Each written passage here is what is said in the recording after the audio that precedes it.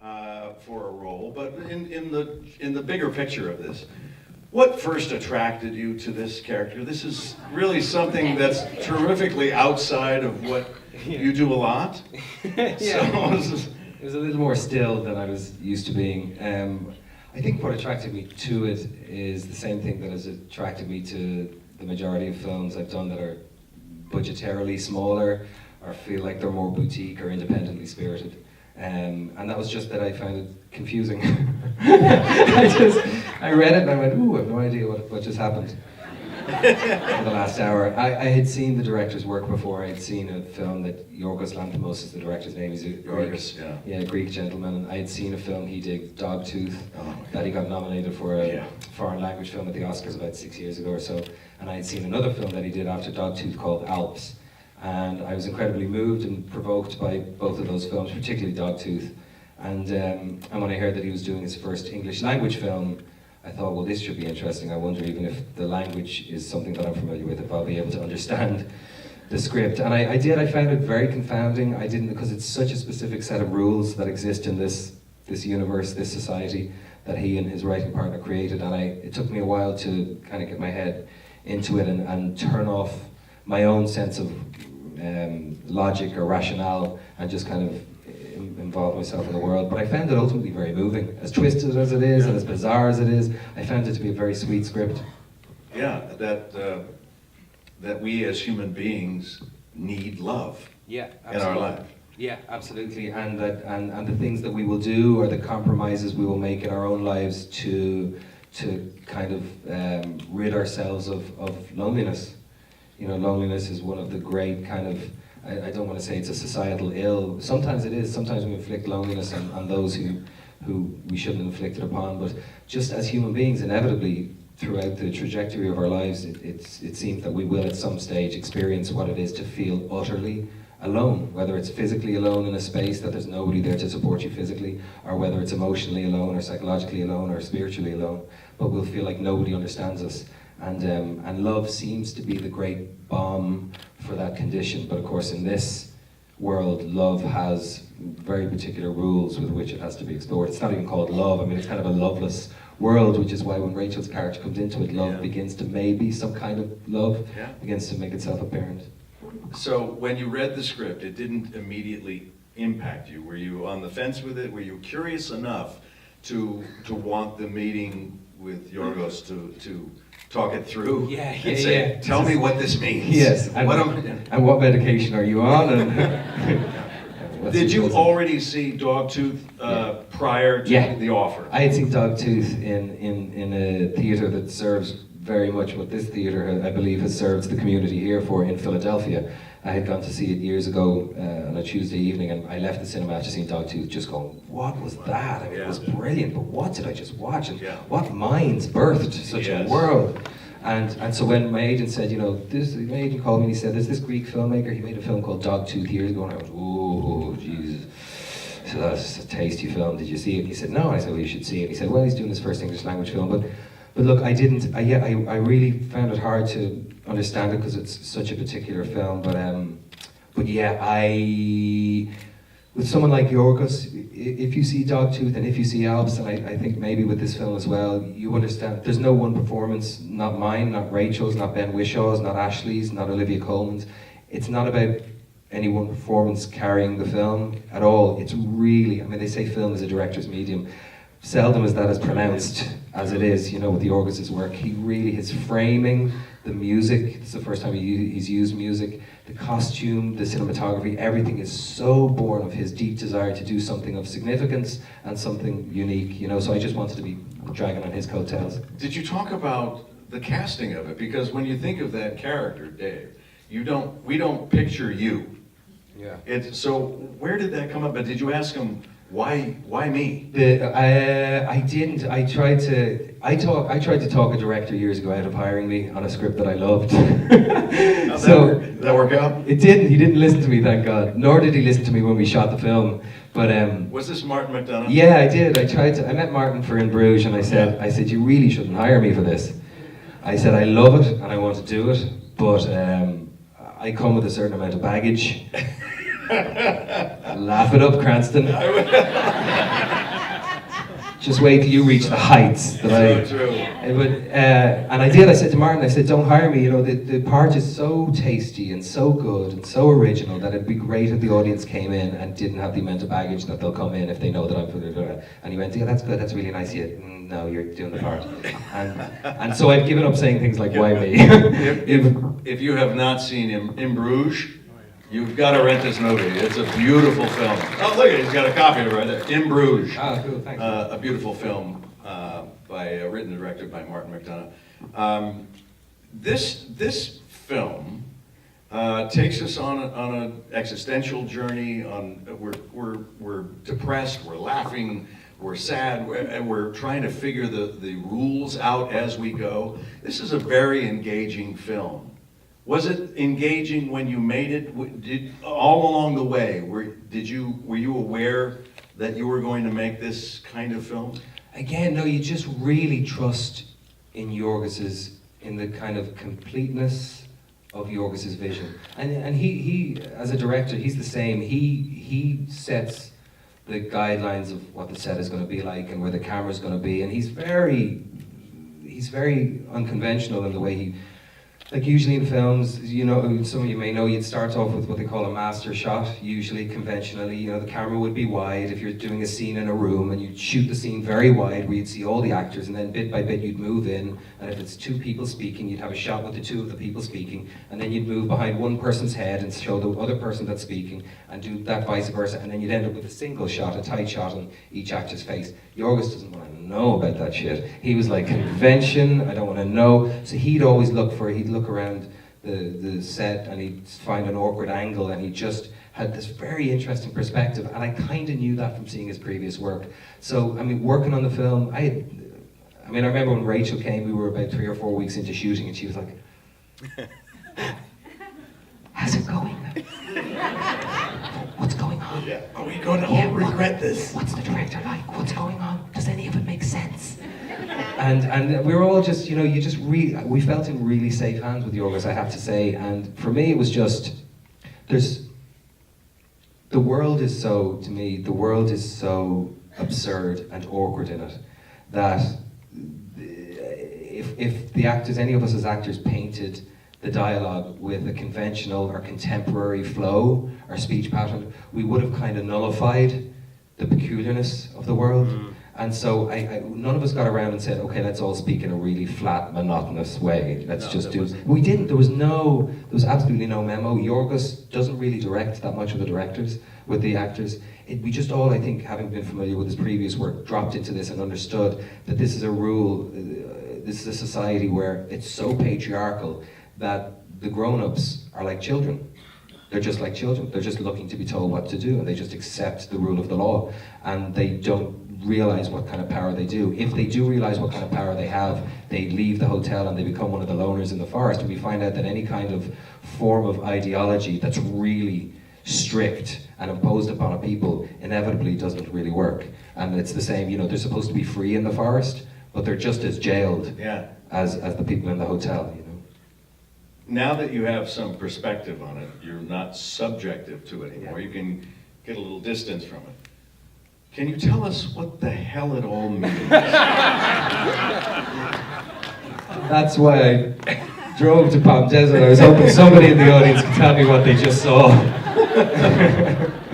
I feel the Q&A should be put out that way, not here. But what does happen to the loners? But I don't know. I mean, Yorgos been asked what's the meaning of the film, and is it talking about contemporary dating, and he would like to think that this film, if it was shown 100 years ago, you could take whatever conventions were existing in society 100 years ago, and you could superimpose the structure of this world on those. So you could say it's about Tinder and Facebook and all this kind of stuff, but it's not really. It's just we compare that allegorically, you know, the film allegorically to those things, because that's what's happening at the moment. But it really, we didn't talk much about it because he doesn't want to know. I mean, one way you could annoy the director was to say to him, what am I doing just before this scene starts? He's like, oh, actors, He didn't want to give any backstory. It was the strangest experience. There was no talk of backstory. What happened before page 1? never spoken about. It was so complete. It was like a time capsule, Yeah. the film. Just expecting the actors to come in prepared for that. Yeah, prepared. With your own just to, backstory. yeah, I heard him shout, not violently or aggressively, he's a very gentle man, but I heard him shout because he was far away only, from the monitor one day to another actor whose first day it was, "Stop trying to be so natural." And that's kind of it's kind of in the job description. I've never heard that. I've never heard of that. I'm never gonna stop trying to be so natural. I was like, that's amazing. You know? There's an exercise that every beginning actor class has, and it's a trust exercise, where you have a partner and you fold your arms and you stand back, and the partner is going to catch you. You're told that the partner catch you, and indeed the partner does need to catch you. And it's designed to say, okay, you're going to put your life, basically, in your partner's hand, your scene partner's hand. And to illustrate that, you actually fall back. It seems to me that your taking on this film was a lot of that. You just had to trust that Yorgos was going to catch you wherever you were heading to this. Yeah, no, absolutely. Yeah, absolutely. I mean, I don't know that I've been fortunate enough to work with some extraordinary directors, but I don't know that I've worked with anyone that is so specific and so clinical in their execution of what is already an absurdly original piece of writing, you know. Now, we'll get to some more specific questions about The Lobster, but I wanted to go back a little bit and talk about just how you guided your career. Do you have an actual Blindly. of I need to do a big movie. It's good to do a big movie. It fills the coffers. It also gives me awareness so that I can do small films. Do you like to go back and forth? Is it a conscious thought to do a small film, to do a big film, a small film? I mean, it all happened so fast for me. Like it really, I don't know if anything that arrives you at the door of fame or what people may perceive as success is natural. But for me, it happened absurdly quickly. You know, I did this film Tigerland 10 years ago, 15 Yeah, that's the first time I really started to notice who you were. Me too. and it just took off, really. And it all happened so fast that I never really got to... I had done 1 year of theatre school and I dropped out because I got work for the BBC, but I never really... I just got caught up in it all very quickly. So it took me quite a few years to go, okay, what do I want to do? I have the privilege and the pleasure of some choice in my life, and also the burden of choice. You know, not in a bad way, burden. The privilege again that it is to have that burden. Anytime we all have a choice in life, it can feel a bit burdensome, as I always say. But so now I find that, look, the work I'm most drawn to is definitely of a smaller ilk. Not to prove myself to anything or prove that I'm independently spirited. It's just usually it's simple economics, as you know. The smaller a film budget is, the more particular and peculiar it can be, and the more that it doesn't have to play to, you know, a broader audience by virtue of just not having to make as much money to get its return. So I tend to lean towards my desire is to do films like In Bruges. The ones I've enjoyed most creatively are films like Ondine, which nobody saw, In Bruges, which a few people saw. Phone Booth, yeah, even that, yeah. But it's fun to do. Like we worked on Total Recall. I had a blast doing Total Recall. Was it emotionally challenging? Not at all, but I had such a good time doing it, and I got paid handsomely. Yes. So I didn't get paid handsomely. No, but thankfully you were working with me, so I know you had a great time. So I was working. You know, you know what happened on Total Recall? He was the bad guy. I was the one seeking justice. Still stuck in the story, Cranston. We had this final fight scene, and it was in this pool of water, in this kind of 15 by 15 foot square pool of water, and we're splashing around it. And the nice folks at the special effects, they heated the water for us. And for me, but he was there. It's in his contract. I will not fight in water that's less than this temperature. Evian. Or opening it up. Oh, God. But the thing is that we were in Toronto shooting this, and the crew would step in and touch up makeup and hair, and a lamp need to be brought in, or the sound guy needs to fix the microphone or something like that. So people were coming in to our little pool here quite often. with their shoes on. We are splashing and throwing down and water everywhere and we're in it. So at the end of the day, yeah, you heard it. Yeah. Now see, the beef I have is that I got pink eye in both eyes. And he had a lot to answer to when he From got that home. experience. Pink eye in both eyes from that experience. He was in there with me doing the same thing and he didn't get pink eye. So I can only conclude that you purposefully brought in some kind of fecal matter and That I was resistant to, that also you were known as resistant my to. own. Exactly. When people say to me, what's Bryan Cranston like to work with, I said, I shit on him.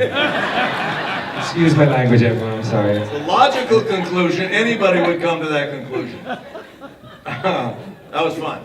That was a fun. I really did, and look, I don't know what I'm doing. I mean, it's been such an interesting 15 years doing this work, and I'm so lucky and fortunate to do it because it's fun and because I've been able to provide for my family, my children, my two boys, you know, in a way that I'm very grateful for. But yeah, isn't it fun to do? Do you find it's just like genuinely, not to show people that you have versatility or anything, it's just really fun to do different roles. Yeah. You know, isn't it just like genuinely, I couldn't, and I don't judge an actor who does the same thing over and over again. Really, I'm not saying, oh, they're boring or they're lazy. That doesn't even come into it. I just know for me that to try and, you know, you get the opportunity even through the exercise that ultimately is an exercise of artifice, but you get the opportunity through contemplating another person's life, their socioeconomic background, their emotional or mental state.